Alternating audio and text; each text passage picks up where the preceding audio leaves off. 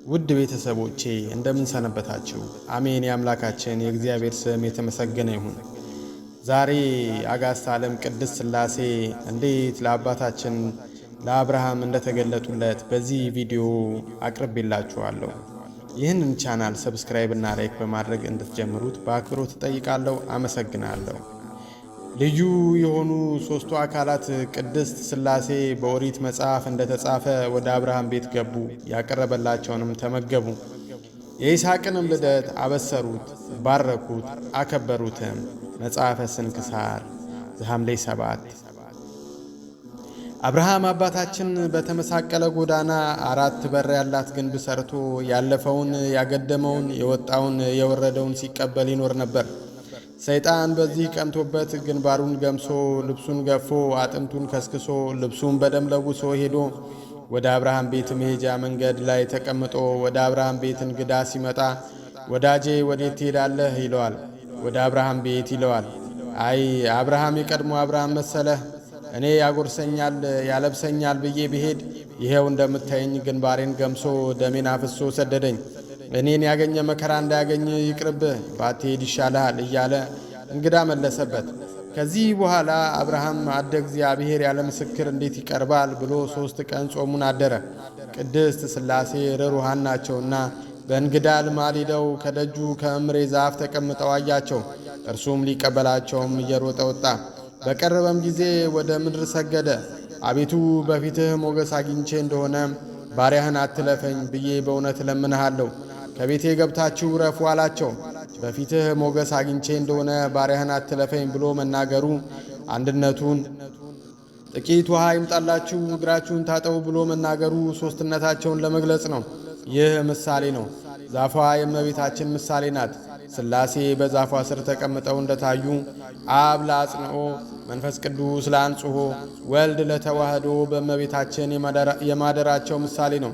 ይህች ዛፍ በአብርሃም ደጃፍ ተተክላ ቅርንጫፎቿን አንሰራፍታ ቅድስት ሥላሴን ለመቀበል እንደበቃች እመቤታችንም ከአብርሃም ዘር ተወልዳ ጸጋዋ ተንሰራፍቶ ክብሯ ልዕልናዋ ሰፍቶ የሥላሴ ማደሪያ ለመሆን በቅታለችና አባ ጊዮርጊስ ዘጋስጫ አንቲ ውእቱ ጸድር ስለዘላ አብርሃም በርእሳኒሁ ዘብኪ አጽለለ እግዚአብሔር በሥላሴሁ ለአብርሃም በእርጅና ወቅት እግዚአብሔር በሦስትነት ያስጠለለብሽ የወይራ ዛፍ አንቺ ነሽ በማለት ገልጾታል።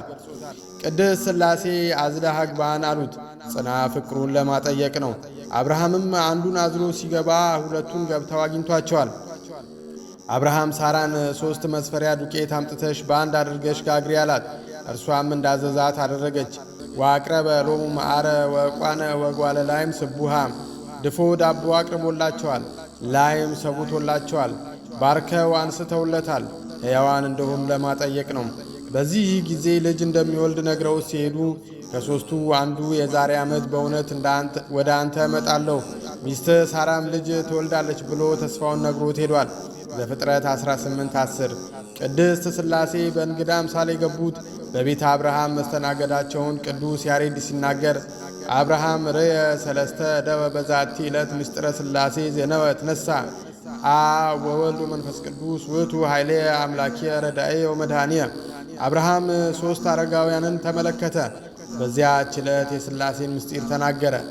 አብና ወልድ መንፈስ ቅዱስ ኃይሌ አምላኬና መድኃኒቴ ነው ብዬ እነሳለሁ በማለት የሥላሴ አንድነትና ሦስትነት ተገልጦለት እንደተናገረ ሊቁ በዜማው መስክሯል። ይስሐቅን ሳይወልድ አብርሃም ይባል ነበር። አበብሁዳን ማለት ነው። ይስሐቅን ከወለደ በኋላ ግን አብርሃም ተብሏል። አበብዙሃን ማለት ነው። አባታችን አብርሃም ይስሐቅን ሳይወልድ አብርሃም ይባል ነበር። አበብሁዳን ማለት ነው። ይስሐቅን ከወለደ በኋላ ግን አብርሃም ተብሏል። አበብዙሃን ማለት ነው። ባሕረ ጥበባት ቅዱስ ያሬድ እግዚአብሔር ለአብርሃም ምስጢር እንደገለጠለት ሲናገር አብርሃምን መረጠው ወዳጄም አለው። የተሰወሩ ምስጢራትን ሁሉ ገለጠለት። አብርሃም እንደ ፀሐይና እንደ ንጋት ኮከብ ብሩህ እንደሆነ በመንፈስ ቅዱስ ሁሉንም ነገር ነገረው ሲል ዘምሯል። ስለዚህ በአብርሃም በኩል ምስጢሩን ለገለጡለት ለቅድስት ሥላሴ ምስጋና እንደሚገባ ሲናገር ንግሩ ምህረቶ ለሥላሴ ወዜኑ ሰናይቶ ለሥላሴ መሃይምናን ንግሩ ምህረቶ ለሥላሴ የሥላሴን ምህረቱን ንገሩ፣ የሥላሴን በጎነቱን መስክሩ፣ እናንተ ምእመናን የሥላሴ ምህረቱን ተናገሩ በማለት ያሳስባል።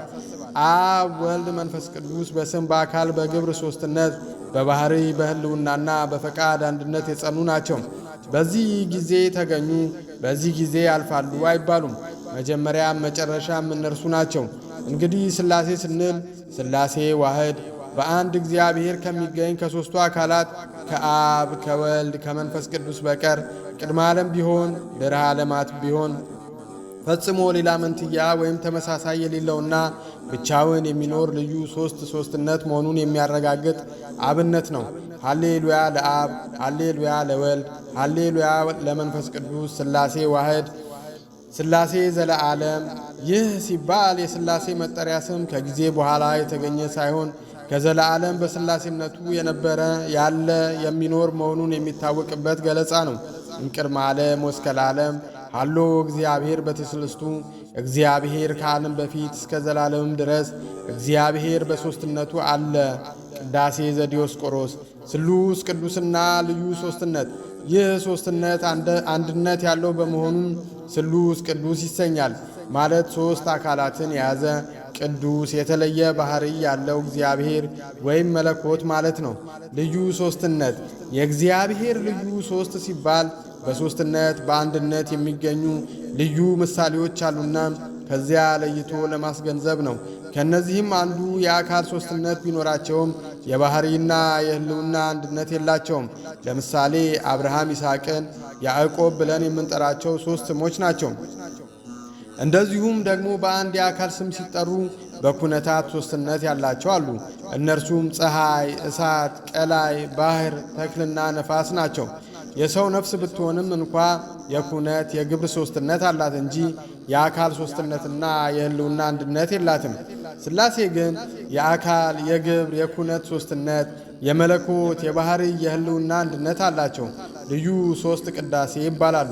ዳግመኛም ሥላሴ ወላዲያነ ዓለም ቅዱስ ሥላሴ ማለት ትተን ቅድስት ሥላሴ ብለን በሴት አንቀጽ እንጠራቸዋለን። የምንጠራበት ምክንያት ምንድን ነው ስንል ስለ ብዙ ምስጢራት ነው። እንደ ሊቃውንቱ ትንታኔ ሴት ርሪተ ልብ ናት። ሥላሴም ለፍጥረታቸው ርሩሃን ናቸውና አንድም ሴት ከባሕሪዋ ልጅ ትወልዳለች። ሥላሴም ወላዲያን ዓለም ናቸውና ይህ ዓለም ካለመኖር ወደ መኖር ካለመታየት ወደ መታየት አምጥተው የፈጠሩ ፈጥረውም የሚያስተዳድሩ ቅድስት ሥላሴ ናቸውና አንድም ጽኑ ንጹሕ ክቡር ልዩ ሲል ነው። ሰውን ጽኑ ቢሉት እስከ ጊዜው ነው እንጂ ኋላ በሕማም በሞት ይለወጣል። ቅድስት ሥላሴ ግን መቼም መች ሕልፈት፣ ውላጤ፣ ድካም፣ ሕማም የለባቸውም። አምልኮት መሠረት ቅድስት ሥላሴ የአምልኮታችን መሠረት ነው። ይህ ማለት ምስጋናም ሆነ አምልኮት የሚጀመረው በቅድስት ሥላሴ ነው። የማንኛውም አገልግሎት መክፈቻ ሆነ መዝጊያ የቅድስት ሥላሴ ስም ነው። ቅድስት ቤተ ክርስቲያን አገልግሎቷን በስመ አብ ወወልድ ወመንፈስ ቅዱስ ብላ ጀምራ ስብሃት ለአብ ወወልድ ወመንፈስ ቅዱስ ብላ ትዘጋለች። ባሕረ ጥበባት ቅዱስ ያሬድ ሲናገር ሃሌ ሃሌ ሃሌሉያ ሃሌ ሃሌሉያ አአትብ ወትነሣ በስመ አብ ወወልድ ወመንፈስ ቅዱስ ሰለስተ አስማተ ነሲኤየ እትመረኩት እመኒ ወደቁ እትነሣ ወመኒ ሆርኩ ውስተ ጽልመት እግዚአብሔር ያበርህ ሊተ በእግዚአብሔር ተወከልኩ። ቅድመ ዓለም የነበረ ዛሬም ያለ ወደፊትም ዓለምን አሳልፎ የሚኖር በአብ በወልድ በመንፈስ ቅዱስ ስም ተነስቼ አማትባለሁ። እነዚህን ሦስት ስሞች ይዤ እመረኮዛለሁ። በወድቅ እነሳለሁ። ወደ ጨለማ ብሄድ እግዚአብሔር ያበራልኛል። በእግዚአብሔር ታመንኩ ሲል የሃይማኖታችን መነሻና መድረሻ ቅድስት ሥላሴ መሆኑን መስክሯል። ዳግመኛም ቅድስት ሥላሴ የአምልኮታችን መሠረት የእምነታችን ምንጭ እንደሆነ ሊቁ ግልጥ አድርጎ ሲነግረን ነአምን ወናመልክ በአሐዱ እግዚአብሔር ዘእምቅድመ ዓለም ሃሎ ወነአምን በካሉ እግዚአብሔር ዘበምልክናሁ ለአብ ይመስሎ ወነአምን በሳልሱ እግዚአብሔር መንፈስ ቅዱስ ዘይመልእ ቅድመ ዓለም በነበረ በአንዱ በእግዚአብሔር አብ እናምናለን እናመልካለን። አብን በጌትነት በሚመስለው በሚተካከለው በእግዚአብሔር ወልድ እናምናለን እናመልካለን። በዓለም ምሉ በሆነው በእግዚአብሔር መንፈስ ቅዱስ እናምናለን እናመልካለን ሲል ቅድስት ሥላሴ የአምልኮታችን ማዕከል መሆናቸውን ተናግሯል። የሚሰዋው መሥዋዕት፣ የሚጸለየው ጸሎት፣ የሚታጠነው ዕጣን፣ የሚቀርበው ቁርባን ሁሉ የሚያርገው ወደ ቅድስት ሥላሴ ነው። ሊቁ እንዲህ እንዳለ አንትሙሰ ከመ እብነ ሕይወት ታነጹ ቤቶ ለመንፈስ ቅዱስ ወለክህነቱ ቅዱስ ከመታይርጉ መስዋዕተ ወትንግሩ ሰናይቶ ለቅዱስ አገልግሎት ሕያው መስዋዕትን ታሳርጉ ዘንድ በጎነቱን ትነግሩ ዘንድ እናንተ እንደ ሕይወት ድንጋይ የመንፈስ ቅዱስ ማደሪያ ሆናችሁ ታነጹ በማለት ዘምሯል። ሙሴ የያዛቸው 3 ስሞች ሊቀ ነቢያት ሙሴ ሕዝበ እስራኤልን እየመራ ወደ ከነዓን ሲጓዝ ለጉዞ መሳካት የእግዚአብሔርን ረድኤት የሚጠይቅበትና ሕዝቡ ሲበድሉ የእግዚአብሔርን ምሕረት የሚማጸንበት 3 ስሞች ነበሩ። እነዚህን የያዛቸው 3 ስሞች ደጋግመው መጥራት የፈጣሪውን ምሕረትና ረድኤት አግኝቷል። እነዚህ ሙሴ የያዛቸው ስሞች ምንድን ናቸው? ሙሴ በአብርሃም በይስሐቅ በያዕቆብ ስም ፈጣሪውን ይማጸን እንደነበር ተናግሯል። እነዚህ ስሞች የሥላሴ ምሳሌ ናቸው። እነዚህ ስሞች የቃል ኪዳን ማስታወሻ ናቸው። እግዚአብሔር ለጊዜው ምድራዊቷ ርስት ከነዓንን እንደሚያወርስ ለፍጻሜው ደግሞ ሰማያዊቷን ርስት ወደ መንግሥተ ሰማያት እንደሚያወርስ ከሕዝቡ በረድኤት እንደማይለይ ቃል ኪዳን ይገባ የነበረው በእነዚህ ስሞች ነበር። ሕዝቡም ለአብርሃም ለይስሐቅ ለያዕቆብ የገባውን ቃል ኪዳን አስቦ የእግዚአብሔር ልብ እንዲራራላቸው ያደርጉ ነበር። ሊቁ ቅዱስ ያሬድ እንዲህ ሲል ይገልጠዋል። መፍቀሬ ሰብ ክርስቶስ ፈኑ ሳለከ ወምህረተከ ዘአንተ ታርሁ ክረምተ በጸጋከ ወትሴሲ መዝገብከ ስብሐት ለከ ወአብይ ኃይልከ ዘሰራይከ ሰንበተ ለሰብ ረፍተ ዘሰራ ለአብርሃም ወመሃለ ለይስሐቅ ወአቀመ ሰማ ለያዕቆብ ንስእለከ ወናስተበቋከ እስመ ኩሉ ዘሥጋ ያንቃዱ አቤከ።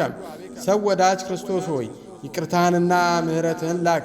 አንተ ክረምትን የምትከፍት ከመዝገብህ በጸጋ ትመግባለህ። ምስጋና ለአንተ ይገባል። ኃይልህ ታላቅ ነውና ለዕረፍት ሰንበት የሠራ ለአብርሃም ለይስሐቅ የማልክ ለያዕቆብ ምስክርነት ያቆምክ ሲል ዘምሯል። እነዚህ 3 ስሞች አብርሃም፣ ይስሐቅ፣ ያዕቆብ የእግዚአብሔር ሕዝብ የመሆን ምልክት ነበሩ።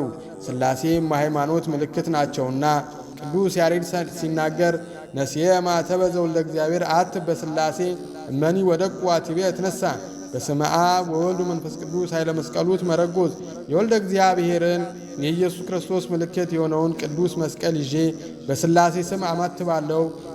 በወድቅ በአብ በወልድ በመንፈስ ቅዱስም አማትቤ እነሳለሁ፣ በመስቀሉም እመረኮዛለሁ ሲል ዘምሯል። በአጠቃላይ ምስጢረ ሥላሴን በሚገባ መርምሮ መረዳት ለማንም ቢሆን አይቻለውም። እርሱ ባወቀ ግን በብዙ አይነት በብሉይ ኪዳንም ይልቁንም በሐዲስ ኪዳን ምስጢረ ሥላሴን ራሱ ባለቤቱ በጥምቀቱ ገልጦልናል። ይህንንም በዓል ስናከብር እግዚአብሔር በአብርሃም ቤት ተገኝቶ የአብርሃም ቤት ባርከው ሊመጣ ያለውን የሐዲስ ኪዳን ነገረ ድህነት በግልጥ ነግሮናል። እኛም በዓሉን ስናከብር እምነታችን በቅድስት ሥላሴ ላይ በማድረግ በቀናች ሃይማኖት ልንጸና ይገባል። እንደ አብርሃም ንጹሕ ልብ ይዘን ከኃጢአት ርቀን እንግዶችን እንድንቀበል አምላካችን እግዚአብሔር ይርዳን። አሜን። ወስብሐት ለእግዚአብሔር። የቅድስት ሥላሴ ረድኤት በረከት በሁላችን ላይ ይደር ለዘላለሙ አሜን። ምንጭ ማኅበረ ቅዱሳን እትም። ቻናሉን ሰብስክራይብ እና ላይክ በማድረግ እንድታሳድጉት በአክብሮት እጠይቃለሁ። አመሰግናለሁ። ሰላም ቀን ይሁንላችሁ።